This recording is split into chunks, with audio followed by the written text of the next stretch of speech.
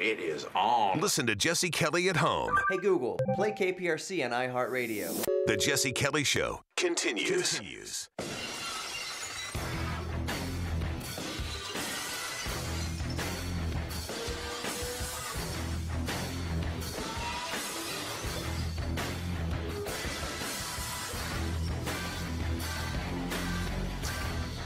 Well, we all know what that means. I figured on the night that I make a huge announcement about myself, I ought to bring on pretty much our favorite, Sean Parnell, Army, Afghanistan veteran, and now congressional candidate in a swing seat race that can be won if you want Nancy Pelosi's stuttering butt out of the speakers of the House chair. Help out my boy Sean Parnell. Sean, welcome to the nationally syndicated Jesse Kelly Show. What is this country going to do, man? now they got to hear you in every city in America? Oh, my God. Look, Sean, this is basically, I don't want to say it's equal to the signing of the Declaration of Independence for the nation, but it's up there. It's certainly in the conversation. The collective IQ of America just fell by 10 points. It so did. So, Chris, I haven't told you, but Sean and I have been talking offline that I have some big plans for him once he gets to Congress. So, Sean, what all I'm asking is, have you bothered to text AOC yet or anything? I don't know AOC. And, when the whole reason I'm in this thing is because President Trump came to Western Pennsylvania and called me out in the speech. Did you know that? He did. By the way, Chris, see if you could find that video clip. I want to play that clip. It was the most amazing thing. I about died when I saw it the next day. Describe what he did. Well, he just called me out. He came to do a speech in Western Pennsylvania, and he said, Sean Parnell, brilliant military man, fantastic. Got everything going. He's going to run against Connor Lamb, and he went on, and he's like, and at the end, he's like, and he should win. And so I turned around, and I got in the race 2 weeks later, and so I've never met him or talked to him or anything like that. But isn't that sort of a crazy thing? I can't think of another time in American history where a president did something like that. That's what amazes me about the story. They don't get involved. They don't get involved in there's a primary. No one does that. That's what amazes me about the story. The whole story is wild. And we're going to be telling this story once you're a United States senator or some fancy mucky muck about 10 years from now. But that whole thing is amazing because you weren't even in the race yet, and you've never spoken to the man, and the president of the United States just gets up and says, "I think Sean Parnell should take this seat. That's a good idea." Yeah, exactly. And it's amazing what leadership can do. And if a president did that from now on, imagine the clarity that we would have among candidates in the primary. How much money could candidates save? Instead of running a primary, they can just focus on the general early on. And, that's sort of what happened in my race. Sean, we have the clip. Play the clip, Chris. There's a guy named Sean Parnell, who's a fantastic military man, brilliant, got everything going. And I heard, fellas, maybe my genius congressman can tell me, I hear that Sean Parnell going to run against Connor Lamb on Fox. What? Isn't that crazy? That is so cool. All right, Sean, the debate last night. I have this theory. I am worried, not that he's going to win, but Pete Buttigieg is the one on stage that scares me. Because, yes, Bloomberg has all his money, but he has the charisma of a blister. Bernie Sanders, Bernie Sanders lost Pennsylvania last night with his stupid fracking answer. But Pete Buttigieg is the one on stage who's smart enough to act like a moderate, and that scares me. Yeah, I understand your fears, but I still think there is no way he gets the Democratic nomination. Here's why I think that. I think it's, look, I'm focused on winning PA 17, so I'm not necessarily a pundit, but I will tell you, I think that the Democratic base has trended so far left that Bernie Sanders is going to be their guy, right? And if Bernie Sanders isn't their guy, Bernie Sanders followers are already fired up, and they think and believe that the election was stolen from them in 2016.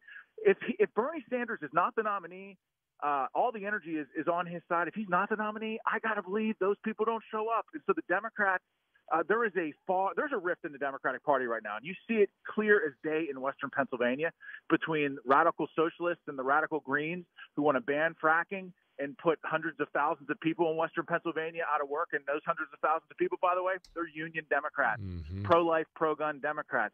So there's a rift in the Democratic Party between radical Greens and the radical socialists and pragmatic, moderate Democrats. And the issue is, I think that all the energy is on Bernie Sanders' side. And if he's not the nominee, I don't think their base turns out. Well, that's part of the reason I wanted to have you on is you are there in the Rust Belt. I'm not. I'm in Texas, so I'm not talking to Rust Belt swing voters. Are you talking to working class Democrats who are like, oh, dude, what has happened to my party? Look, every single day, Jesse, I swear to God, I've had people switch their registration from Democrat to Republican just to sign my petition to get on the ballot. Last night I was in Beaver County, which is right in the heart of PA 17. Chuck Todd is going to be living in PA 17 for the year because this is the national bellwether race as to whether or not the president's going to make it back to the White House or we flip the House from blue to red. It all happens right here in PA 17. I was with 150, probably blue collar Democrats yesterday, and I'm pretty sure they're all going to vote for me, because I'm a Western PA guy. I represent their values. I was born and raised there.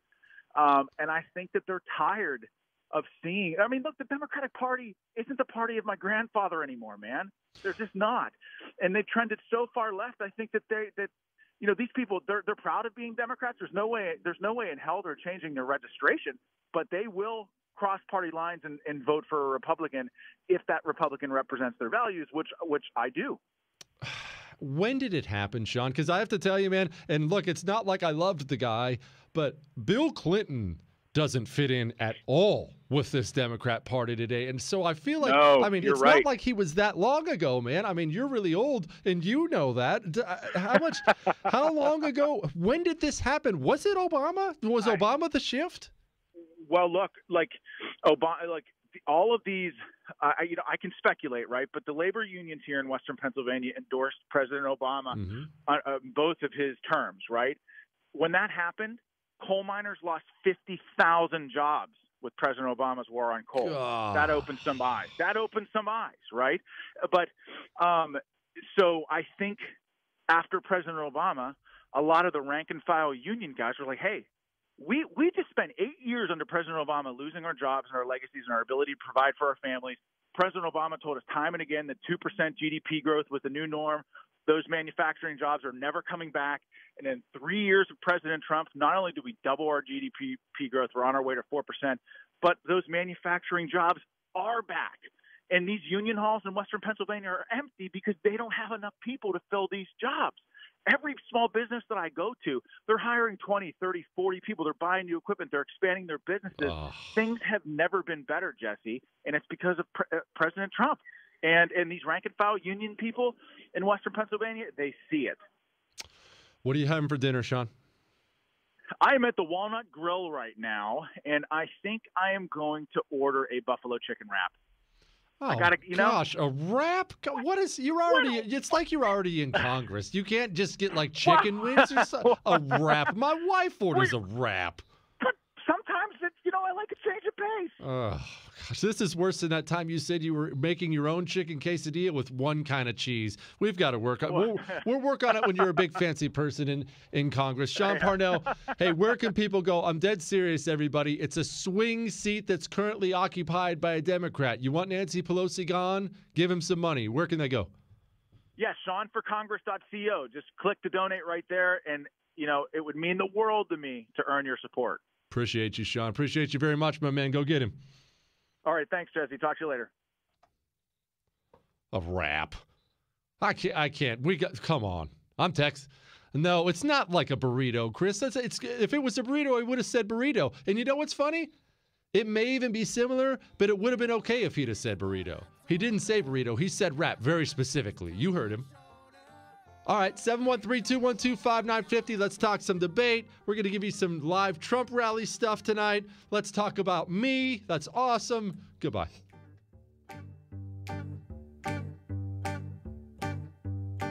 I see my redhead, messed bed, tear shed, queen bee must squeeze.